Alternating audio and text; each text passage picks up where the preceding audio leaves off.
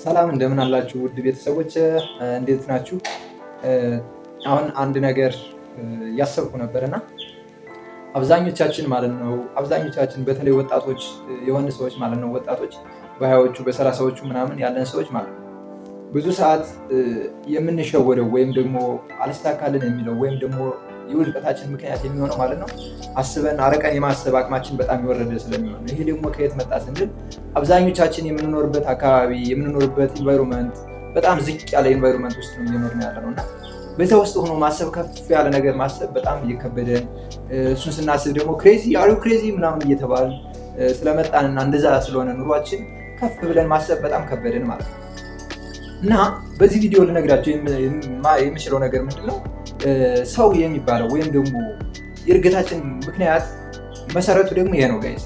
የእድገታችን ምክንያት በውድቀት ውስጥ ሆነን ትንሽዬ ኢንቫይሮንመንት ውስጥ ሆነን አሁን እዚህ ለምሳሌ የምታዩት አሁን ስቱዲዮ የለኝም። ለምሳሌ ይሄ አንድ ትንሽ ኢንቫይሮንመንት ነው፣ ግን በዚህ ኢንቫይሮንመንት ውስጥ እኔ ኮንተንት ክሬት ማድረጌን እቀጥላለሁ ብሎ መውጣት ይሄ አንድ በትንሽ ኢንቫይሮንመንት ሆኖ ትልቅ ማለም ነው። ይሄ ማለት ደግሞ ይህንን ቪዲዮ ብቻ ቀርጾ ፖስት ማድረግ ምናምን ሳይሆን ወደፊት ያለውን የሚዲያ ኢምፓክት ወደፊት ያለውን ምን ልሰራ እችላለሁ፣ ምንድነው ልለውጥ የምችለው፣ ምንድነው ቫልዩ አድ ላደርግ የምችለው በሶሳይቲ ውስጥ በሀገር ውስጥ በራሴ ህይወት ውስጥ ምን ቫልዩ አድ ላደርግ እችላለሁ የሚለውን ማሰብ መቻል ማለት ነው። ቲንክ ቢግ ሲባል እንደዛ ነው። ያው እንደምታውቁት አብዛኞቻችን ያው ከድሃና መካከለኛ ምናምን ከሚባል ቤተሰብ ነው የምንመጣው። አብዛኛው ሰው እንደዛ ነው።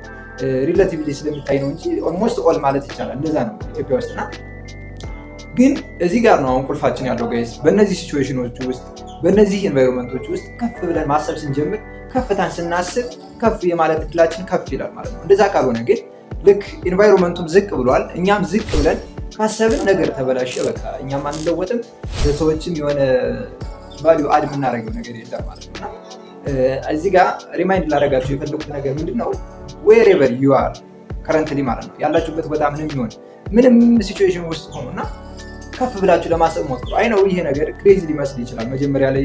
እንዴት ነው እኔ እንደዚህ እየኖርኩኝ ኢኮኖሚ የለኝም ምናምን ብዙ ነገር ምክንያት እናመካኛለን፣ ግን እሱ አይደለም ዋናው እንትናችን ማለት ነው።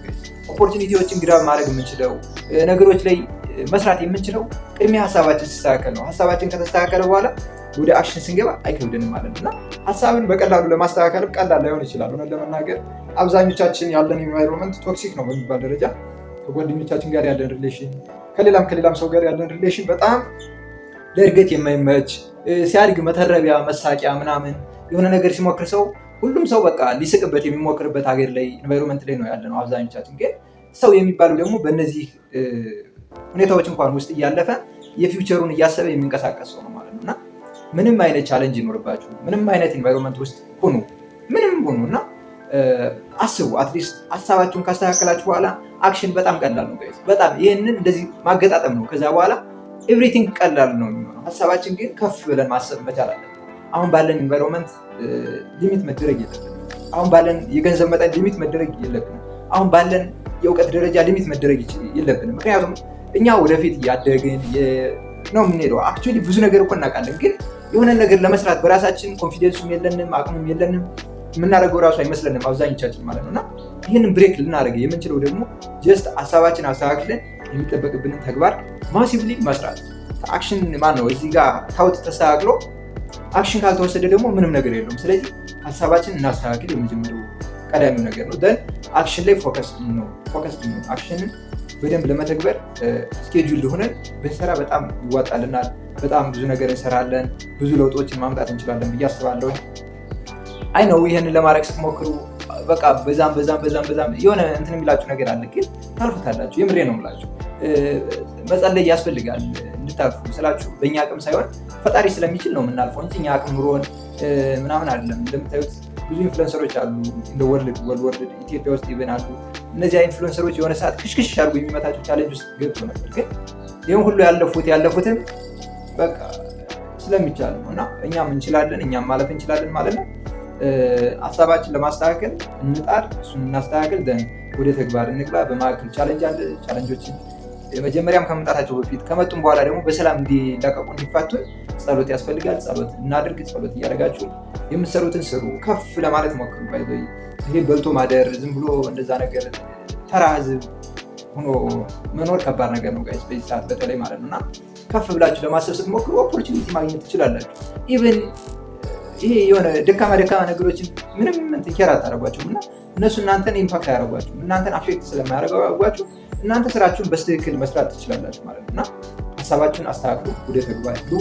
እኔም ደግሞ በጉዟችሁ ላግዛችሁ በጣም ዝግጁ ነኝ። ያላችሁን ሀሳብ ምን ለመስራት አስባችሁ ምን እንደከበዳችሁ አሳውቁ ኮሜንት ላይ። በውስጥም ማውራት እንችላለን።